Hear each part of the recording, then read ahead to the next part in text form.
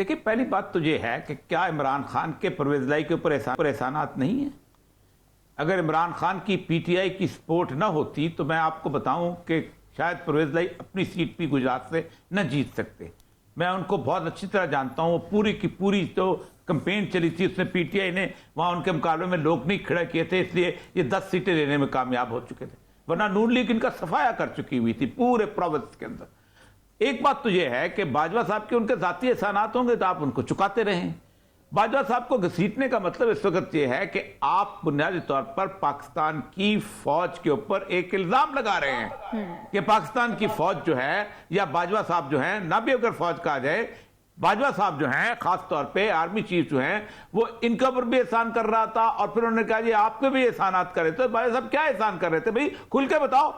क्या वो इलेक्शन के अंदर कुछ कर रहे थे? क्या वो इनके लिए बंदे तोड़ रहे थे? क्या वो तो इसका मतलब यह है कि उन्होंने बुनियादी तौर पर बाजवा साहब का नाम लेके बजाते खुद एक अदारे के ऊपर इल्जाम लगाने की कोशिश किया है, एक अदारे को बदनाम करने की कोशिश की है। और ये जिसने भी उनको मशवरा दिया था बहुत गलत मशवरा दिया था। इसलिए कि जब आप बाजवा साहब का नाम लेंगे तो पूरे मुल्क में लोग सोचने पे मजबूर हो जाएंगे कि भाई क्यों बाजवा साहब का नाम लिया जा रहा है। अब दूसरी बात यह है कि बाजवा साहब का नाम लेने से फायदा क्या होगा?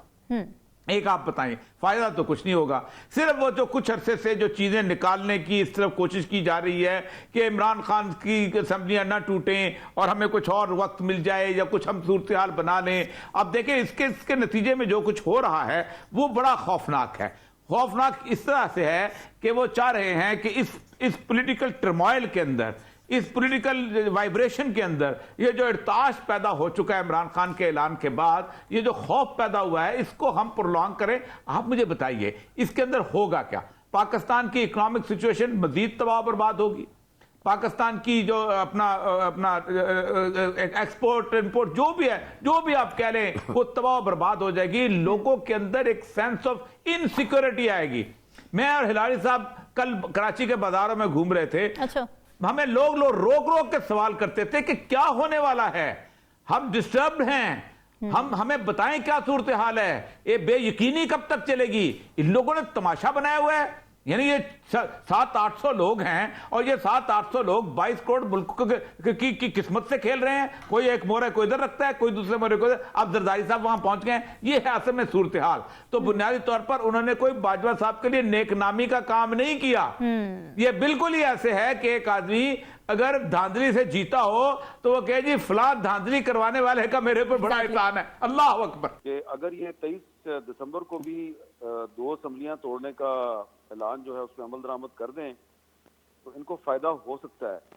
और अगर ये 2 सूबों में इलेक्शन करवा लेते हैं और वहाँ पे निगरान हुकूमतें आ जाती हैं और ये उन पर धांधली का इल्ज़ाम नहीं लगाते, और जैसा कि इनका ये ख्याल है कि जी दोबारा इन 2 सूबों में हमारी हुकूमत कायम हो जाएगी और फिर जब भी कौमी असम्बली के इंतखाबात होंगे तो सिंध में और मरकज़ में और बलूचिस्तान में तो निगरान हुकूमत कायम होगी, लेकिन पंजाब में और खैबर पख्तूनख्वा में निगरान हुकूमत कायम नहीं होगी, वहाँ पे इन्हीं की हुकूमत होगी, तो इसका उनको फ़ायदा होगा। तो उस लिहाज से तो मूव अच्छी है।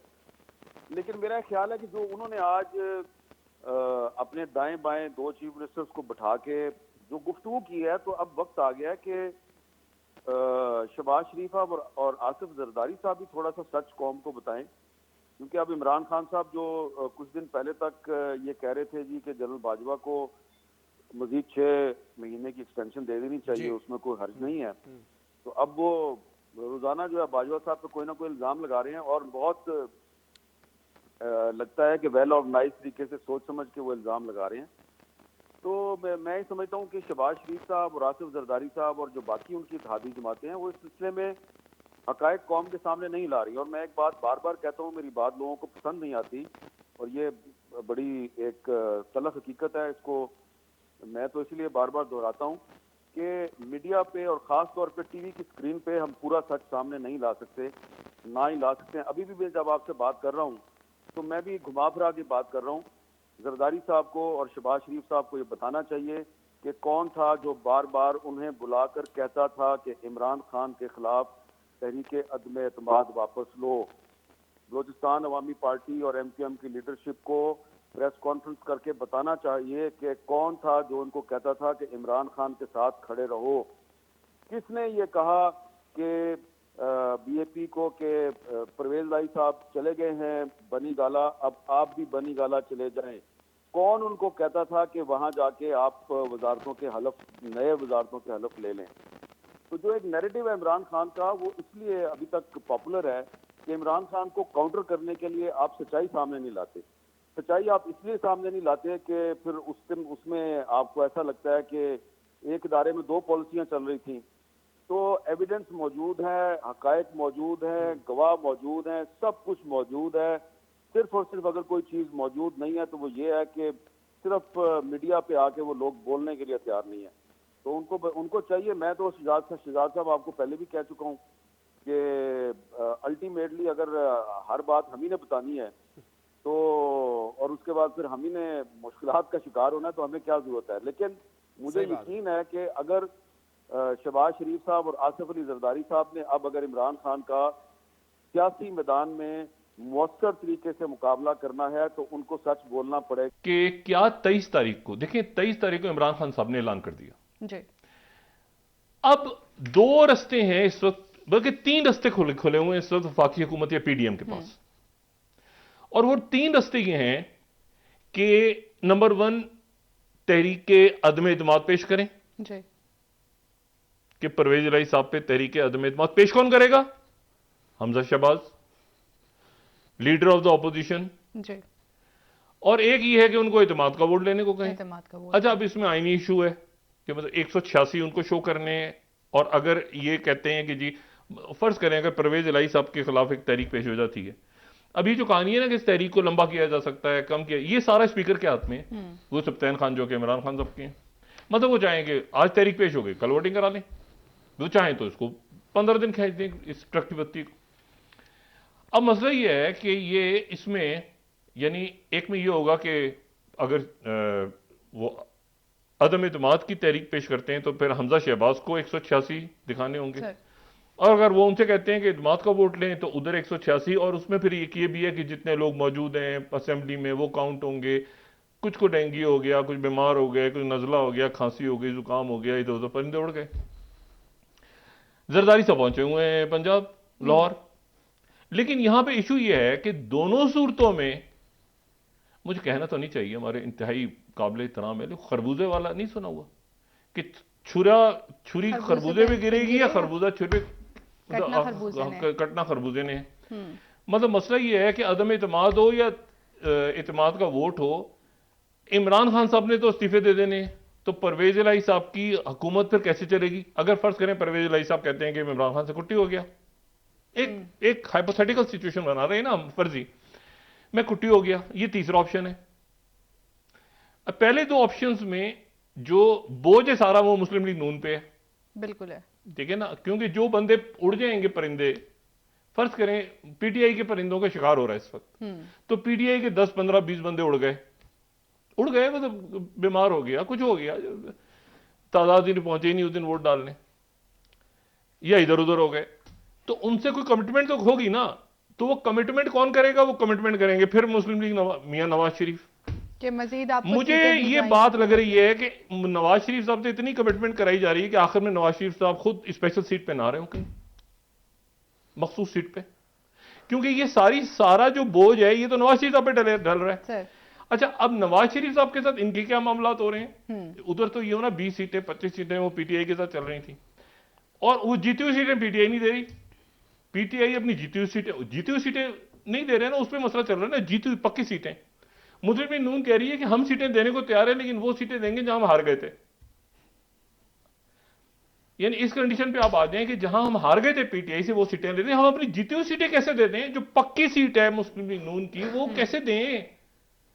मुझे बताएं ना, राजा रियाज को फैसलाबाद से सीट दे दें और राना सनाउल्लाह को ना दें, तो ये अच्छा, फिर जरदारी साहब भी हैं दरमियान में, जो इधर से उधर वो भी कुछ चाहते हैं सर पंजाब में। वो क्या फी सबिलिल्लाह कर रहे हैं सारा काम। जरदारी साहब को भी चाहिए सीटें, सारा खेल तो जरदारी साहब में बना है। जरदारी देखें, इसमें नवाज शरीफ साहब तो पहले ही राजी नहीं थे। ये सारा जो है ये ज्वाइंट वेंचर है जरदारी साहब और शहबाज शरीफ साहब का, बिल्कुल था, ये ज्वाइंट वेंचर है। अब इसमें और बाकी इत्तेहादी भी सारे साथ, लेकिन इसमें जो इशू है वो ये है कि इसमें इमरान खान साहब, अच्छा फिर वो राजा, वो क्या नाम है अपना, राजा परवेज साहब स्पीकर जो है वो कह रहे हैं मैं इस्तीफे कबूल नहीं करूंगा, मतलब वो उनके इख्तियार में है।